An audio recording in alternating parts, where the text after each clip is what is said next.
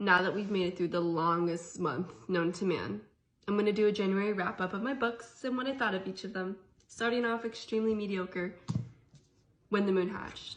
This was such a letdown. I was so excited to read it. I'll keep this one short and sweet because I don't like to harp on it, but it's too long, too wordy, could have been cut in half.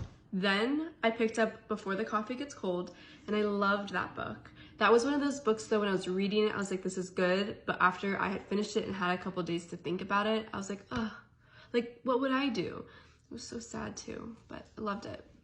Next, I picked up Assassin's Blade, read this after Heir of Fire. I was supposed to read it before, I know, but regardless of when I read it, I wish I had read it first because I did not like that it broke up Throne of Glass for me. I lost momentum and I didn't get to enjoy this book because I was so focused on finishing it and just getting on with the series. Then I read Queen of Shadows and hate to say it, didn't like it. I felt like in Heir of Fire, which I loved, we were starting to get really into the plot. Our characters were starting to get complex. But then with Queen of Shadows, they kind of just, all this work and then fell flat. Chaol, I felt like his whole purpose was just to hate Aelin, and he lost that complexity and the nuance of what a revolution is. And then Rowan was like, suddenly all he could think about was Aelin. And I was like, okay, like I get where we're setting up the mating bond, but also like Rowan is so much more than that. Where were these characters that I came to love in Heir of Fire? Don't know where they went.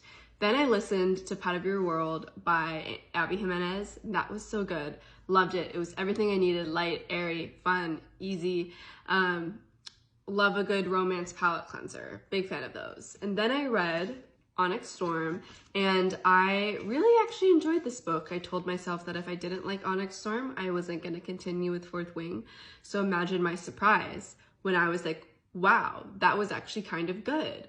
And was it the best fantasy book I've ever read? No, not by far. However, I am attached to these characters. It was action-packed, even though maybe a little chaotic and crazy, but I enjoyed it, and that's all that matters. So that's what I read in January. Let me know what you think. If you agree, if you disagree, what you read. And I'll see you next month.